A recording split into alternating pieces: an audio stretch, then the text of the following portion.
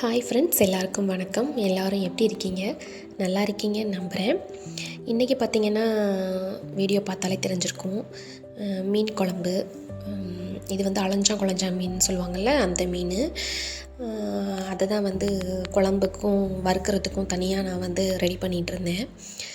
இது வந்து நேற்று எடுத்த வீடியோ, இன்றைக்கி தான் போஸ்ட் பண்ணுறேன். நேற்று ஃபிஷ்ஷு வந்து எதிர்ச்சியாக என் ஹஸ்பண்ட் வந்து வாங்கிட்டு வந்துட்டாங்க. சரி, குழம்பு வச்சு வறுத்துடலாம் அப்படின்னு சொல்லி அந்த ப்ராசஸ் தான் போயிட்டு இருந்துச்சு.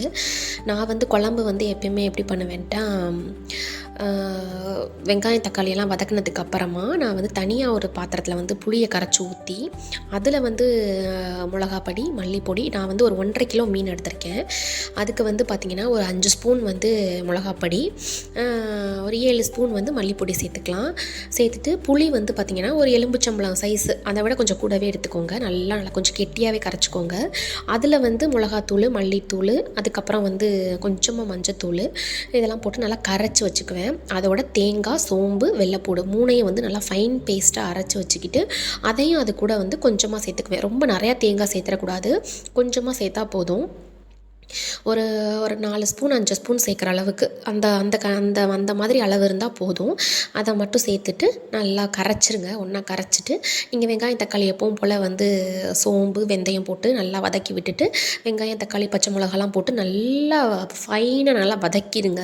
தொக்கு பதத்துக்கு நல்லா வதக்கிடணும். அதுக்கப்புறம் வந்து நம்ம அந்த கரைச்சி வச்சுருக்கோம் பார்த்திங்களா, அந்த புளி, இது மிளகாப்பொடி, மல்லிப்பொடி, அப்புறம் வந்து தேங்காய் பேஸ்ட், இதெல்லாம் அரைச்சி வச்சுருக்கோம்ல, அதை வந்து அதில் ஊற்றிடணும். ஊற்றிட்டு நல்லா கொதிக்க விடுங்க. நல்லா எல்லாத்தையும் கிண்டி விட்டு நல்லா கொதிக்க விடுங்க. அந்த பச்சை வாசனையெல்லாம் போகிற அளவுக்கு நல்லா கொதிக்க விட்டுட்டிங்கன்னா அது நல்லா கொதித்து வந்துடும்.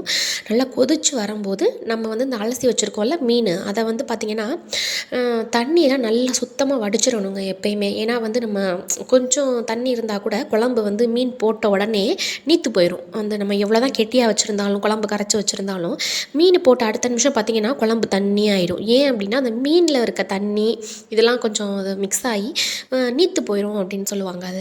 அதனால் வந்து மீனை வந்து எப்பயுமே வந்து அலசினதுக்கப்புறமா ஒரு பாத்திரத்தில் மீன் வந்து ஏத்தமாக இருக்கிற இடத்துலையும், பாத்திரம் வந்து கீழே இருக்கிற இடத்துலையும் வச்சிங்கன்னா அந்த மீனில் இருக்க தண்ணி எல்லாமே வடிஞ்சு நல்லா ட்ரை ஆயிரும். வீடியோவில் ஃபஸ்ட்டு பார்த்திங்கன்னா தெரியும். மீன் வந்து நல்லா ட்ரை ஆனதுக்கப்புறமா நீங்கள் என்ன பண்ணுறீங்கன்னா அதில் போட்டுட்டு குழம்புல வந்து ஒன்று ஒன்றா போடுங்க. அதுக்கு முன்னாடியே வந்து நான் மாங்காய் வந்து இன்றைக்கி சீசன் வந்துருச்சு. நான் வந்து மாங்காய் வந்து எடுத்திருக்கேன். நல்லா நாளாக கட் பண்ணி வச்சுருக்கேன். அதை எனக்கு மாங்காயில் வந்து என்ன செஞ்சாலுமே ரொம்ப பிடிக்கும். அது தொக்கா இருக்கட்டும், இல்லை நான் குழம்புல போடுறதாகட்டும், சாம்பாரில் போடுறதாகட்டும், இதே வந்து புளிக்குழம்புல போடுறதாகட்டும், மாங்காய் பச்சடி ஆகட்டும், என்ன செஞ்சாலும் எனக்கு ரொம்ப பிடிக்கும். மாங்காய்னால் எனக்கு ரொம்ப ரொம்ப பிடிக்கும். அதனால் நான் வந்து மாங்காய் இன்றைக்கி கண்டிப்பாக போடணும் மீன் குழம்புல அப்படின்னு இன்றைக்கி வாங்கிட்டு வர சொல்லிட்டேன். மீன் குழம்புலையும் போட்டுட்டு நல்லா அந்த ஒரு 5 நிமிஷம், மாங்காய் வந்து எப்போவுமே வந்து சீக்கிரமே வெந்துருங்க. அதனால் வந்து மாங்காய் போட்ட ஒரு 2 செகண்ட்லேயே வந்து நீங்கள் மீனை போட்டுடலாம். மீனை போட்டுட்டு மீன் வந்து ஒரு 2 நிமிஷம் கொதிச்சாலே போதும், அதுவும் வெந்துடும், சீக்கிரமே வெந்துடும். 2 நிமிஷத்துக்கு அப்புறம் நீங்கள் வந்து கொத்தமல்லி, கருவேப்பிலை தூவிட்டு நீங்கள் வந்து அடுப்பை ஆஃப் பண்ணிடலாம். இந்த மாதிரி வந்து நீங்கள் குழம்பு செஞ்சு பாருங்கள். ஏன்னா வந்து இந்த குழம்பு வந்து சாப்பிடும்போது ரொம்பவே டேஸ்ட்டாக இருக்கும். நீங்கள் வந்து தனியாக வெங்காயம் தக்காளி வதக்கி மிளகாப்பொடி, மல்லிப்பொடி அதிலே போட்டு வதக்கி நீங்கள் செய்கிற டேஸ்ட்டை விட நீங்கள் இப்படி செஞ்சு பாருங்கள். ஒரு தடவையாவது கண்டிப்பாக ட்ரை பண்ணுங்கள். ஏன்னா வந்து நாங்கள்லாம் வந்து செட்டிநாட்டு பக்கம் எப்பயுமே வந்து இந்த மாதிரி வந்து தேங்காய் அரைச்சி ஊற்றி அதை வந்து தனியாக கரைச்சி குழம்புல சேர்க்குற குழம்பு தான் வந்து நாங்கள் செய்வோம். சில பேர் வந்து தேங்காய்லாம் சேர்க்க மாட்டாங்க, சும்மா புளி மட்டும் ஊற்றி செய்வாங்க. அதுவும் நல்லா தான் இருக்கும். பட் இதோட டேஸ்ட் வந்து ரொம்பவே அல்டிமேட்டாக இருக்கும். நீங்கள் செஞ்சு பாருங்கள். ஒரு நாள் செஞ்சு பார்த்துட்டு எப்படி இருக்குது அப்படிங்கிறத வந்து எனக்கு கமெண்ட் செக்ஷனில் சொல்லுங்கள். நான் வந்து எவ்வளோ அளவு போடணும் அதெல்லாம் சொல்லலை. நான் 1.5 கிலோ மீன், 1.5 கிலோ மீனுக்கு பார்த்திங்கன்னா ஒரு எலும்புச்சம்பளம் அளவு சைஸை விட கொஞ்சம் அதிகமாக புளி எடுத்துக்கோங்க. ஒரு 7 ஸ்பூன் மிளகாப்பொடி உங்கள் காரத்துக்கு தகுந்த மாதிரி. ஏன்னா ஒரு மிளகா வந்து ஒரு நல்ல காரமாக இருக்கும், ஒரு மிளகா வந்து ரொம்ப கம்மியான காரமாக இருக்கும். அதனால காரத்துக்கு தகுந்த மாதிரி நீங்கள் காரம் அதிகம் சாப்பிடுவீங்க அப்படின்னா கொஞ்சம் அதிகமாகவே நீங்கள் மிளகா பொடி சேர்த்துக்கலாம். கம்மியாக சாப்பிடுவீங்கன்னா நீங்கள் கம்மியாக சேர்த்துக்கோங்க. அந்த மாதிரி கன்சிஸ்டன்சியில் நல்லா கெட்டியாக கரைக்கிற பக்குவமே வந்து நமக்கு கெட்டியாக இருக்கணும் குழம்பு. தேங்காய் சேர்த்ததுக்கப்புறமா இன்னும் கொஞ்சம் கெட்டியாகிடும். நம்ம குழம்புல சேர்க்கும்போது அந்த வெங்காயம் தக்காளியோட சேர்க்கும்போது கொதிச்சு அந்த பச்சை வாசனைலாம் போய் வரும்போது திக்னஸாக இருக்கணும் குழம்பு. அப்போ தான் வந்து நம்ம மீன் போட்டு இறக்கும்போது ரொம்பவே நல்லாயிருக்கும். நம்ம சில பேர் சொல்லுவாங்க மத்தியானம் நம்ம சமைச்சோம் அப்படின்னா நைட்டு சாப்பிட்டா தான் நல்லாயிருக்கும் அப்படின்னு. இந்த குழம்பு வந்து நீங்கள் ட்ரை பண்ணி பாருங்கள். நீங்கள் அப்போவே வந்து மீன் சாப்பிட்டா கூட அந்த உப்பு உரப்பு காரம் எல்லாமே அந்த மீனில் அப்படியே சார்ந்து நல்லாயிருக்கும். ட்ரை பண்ணி பாருங்கள். உங்கள்கிட்ட வந்து நான் ஒரு விஷயம் வந்து ஷேர் பண்ணணும். என்ன அப்படின்னு பார்த்தீங்கன்னா வந்து கொஞ்ச நாளான்னு இல்லை, இது வந்து ரொம்ப நாளாகவே வந்து இந்த வெற்றிலை தீபம் முருகனுக்கு வந்து போடுறது வந்து ரொம்ப நல்லது அப்படின்னு வந்து ஒரு டாபிக் போயிட்டுருக்கு. இந்த டாப்பிக்கை பற்றி நான் இப்போ என்ன பேச போகிறேன் அப்படின்னு பார்த்தீங்கன்னா, முருகன் வந்து எப்போயுமே நம்ம கூட இருக்கார். எனக்கு வந்து சாமி நம்பிக்கை வந்து ரொம்பவே அதிகம். கடவுள் வந்து என்ன ஒரு கஷ்டம், ஒரு சந்தோஷம் எதுனாலுமே வந்து நான் ஃபஸ்ட்டு வந்து நான் போய் அழுகிறதாகட்டும் சிரிக்கிறதாகட்டும் அது சாமி முன்னாடி தான் இருக்கும். இப்போ வந்து இந்த வெற்றிலை தீபம் பார்த்ததுக்கப்புறமா வந்து நான் இதுக்கு முன்னாடி வீடியோவிலே சொல்லியிருக்கேன், நான் கொஞ்ச நாள் வீடியோ போட்டிருக்க மாட்டேன். அது வந்து சேனல் ஆரம்பித்த புதுசுலேயே வந்து நான் கொஞ்ச நாள் வீடியோ போட்டிருக்க மாட்டேன். என் பையனோட ஹெல்த் இஷ்யூனால். என் பையனுக்கு வந்து 2 வயசாகுது. அவனுக்கு வந்து கொஞ்சம் ஹெல்த் இஷ்யூ இருக்குது. சர்ஜரி அந்த மாதிரி நிலமை கூட இருக்குது. அதை வந்து நான் இப்போ நான் இந்த மாதிரி ஒரு நம்பிக்கை வந்து எனக்கு எப்படி வந்துச்சுன்னே தெரியல. முருகரே கூட அதை என்கிட்ட வந்து என்னை வந்து நீ போடு, நான் வந்து உன் குழந்தைய சரி பண்ணி தரேன் அப்படின்னு சொல்லிட்டாரோ அப்படிங்கிற மாதிரி கூட எனக்கெலாம் தோணுது. நான் வந்து இப்போ வெற்றிலை தீபம் போட ஆரம்பித்தது பார்த்திங்கன்னா ஒரு 3 வாரம் ஆயிடுச்சு. 4வது வாரம் இன்னைக்கு அஷ்டமி. நான் வந்து 3 வாரம் போட்டுட்டேன். நான் 3 வாரம் போட்டதுக்கப்புறமா ஹாஸ்பிட்டலில் வந்து தம்பியோட செக்கப்காண்டி நாங்கள் போயிருந்தோம். அந்த வீடியோ வந்து நான் வந்து ஹாஸ்பிட்டல் போகிறேங்கிற வீடியோ கூட நான் ஒரு வீடியோ போட்டிருக்கேன்.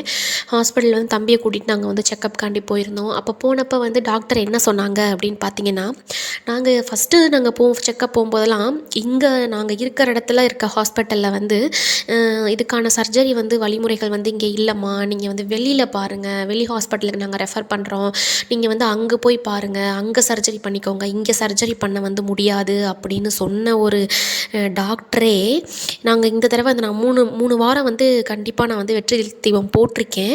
போட்டுட்டு அதுக்கப்புறமா வந்து நாங்கள் இப்போ செக்கப் போனப்போ டாக்டர் என்ன சொன்னார் அப்படின்னு பார்த்தீங்கன்னா, உங்கள் பையனுக்கு வந்து லாஸ்ட்டாக பார்த்த ஸ்கேன் ரிப்போர்ட்டில் வந்து ஒரு கிளாரிஃபிகேஷன் கிடச்சிருக்குமா, நீங்கள் வந்து சர்ஜரி வந்து நான் வந்து வெளியிலேருந்து வந்து நான் டாக்டரை வர சொல்கிறேன், நீங்கள் இருக்கிற இடத்துல இங்கேயே கூட நீங்கள் வந்து சர்ஜரி பண்ணிக்கலாம், அதனால் வந்து நீங்கள் எதுவும் கவலைப்படாதீங்க, நீங்கள் வெளியில் போய் அந்த ஹாஸ்பிட்டல் இந்த ஹாஸ்பிட்டல் பெரிய பெரிய ஹாஸ்பிட்டல்லாம் நீங்கள் வந்து அனுப்புகிறோன்னு நீங்கள் கவலைப்பட வேண்டாம், செலவெல்லாம் கூட ரொம்ப கூட வருமா, அதனால் வந்து நீங்கள் இங்கேயே நீங்கள் வந்து சர்ஜரி பண்ணிக்கோங்க, இந்த ஹாஸ்பிட்டல்லே உங்களுக்கு வந்து நாங்கள் எல்லா இதுவும் பண்ணித்தரோம், கவலைப்பட வேண்டாமா, சரியாயிடும் அப்படின்னு ஒரு நம்பிக்கை கொடுத்துருக்காங்க.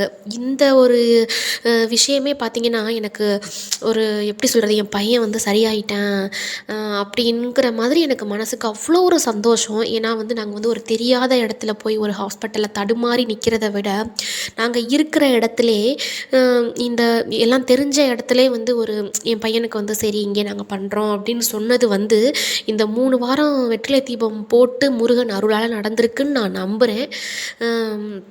இதை எப்படி சொல்கிறதுன்னு எனக்கு தெரியல வார்த்தைகளால்.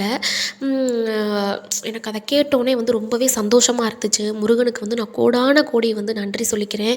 ஏன்னா வந்து அவர் தான் வந்து இதை வந்து சரி சொல்லியிருக்காரு. என் பையனையும் வந்து இதுக்கு மேலேயும் வந்து ஒரு சர்ஜரி நடக்குது, அவன் நல்லா இருக்கணும் அப்படிங்கிறது வந்து என்னோடய கோரிக்கை. முருகன் அதையும் கண்டிப்பாக வந்து நல்லபடியாக எனக்கு முடிச்சு கொடுப்பாரு அப்படின்னு நான் நம்புகிறேன். தொடர்ச்சியாக நான் 9 வாரங்கள் வந்து வெற்றிலை தீபம் போடுவேன். என் பையனை நல்லபடியாக கொண்டு வரணும். இதே மாதிரி வந்து உங்களோட கஷ்டம் எந்த கஷ்டம்னாலும் நீங்கள் முருகன்கிட்ட சொல்லுங்கள், பேசுங்க. உங்களோட கஷ்டங்கள்லாம் நீங்கணும், எல்லாரும் நல்லா இருக்கணும் அப்படிங்கிறது வந்து என்னோடய ஆசை. எல்லாருக்கும் உதவி பண்ணணும், எல்லாரும் நல்லா இருக்கணும். யாராவது ஒரு கஷ்டம்னு வந்து என்ன அவங்களுக்கு உதவி பண்ணணும், நம்மளால் முடிஞ்ச உதவியை பண்ணணும். இதெல்லாம் வந்து என்னோடய ஆசை. இதை வந்து நான் உங்ககிட்ட வந்து ஷேர் பண்ணது வந்து எனக்கு ரொம்ப சந்தோஷமாக இருக்குது. நீங்களும் வந்து ட்ரை பண்ணுங்கள். கண்டிப்பாக முருகன் நமக்கு வந்து துணை இருப்பார். ஓம் சரவண பவ அப்படின்னு சொல்லி நான் இந்த வீடியோவை வந்து உங்களுக்கு ஷேர் பண்ணுறேன். எனக்கு ரொம்ப சந்தோஷமாகவும் திருப்தியாகவும் இருக்குது. இனிமேலும் இந்த சந்தோஷம் நிலைக்கணும் அப்படின்னு நான் வந்து வேண்டிக்கிறேன். இப்போ வந்து நம்ம வந்து வீடியோ போடுறோம். அது வந்து உங்கள் எல்லாருக்கிட்டேயும் போய் சேர்ந்துருச்சு அப்படிங்கிற நம்பிக்கையோடு இந்த வீடியோவை நான் முடிச்சுக்கிறேன். இந்த வீடியோ பிடிச்சிருந்துச்சுன்னா லைக் பண்ணுங்கள், ஷேர் பண்ணுங்கள், கமெண்ட் பண்ணுங்கள். கண்டிப்பாக சப்ஸ்கிரைப் பண்ணுங்கள். தேங்க்யூ.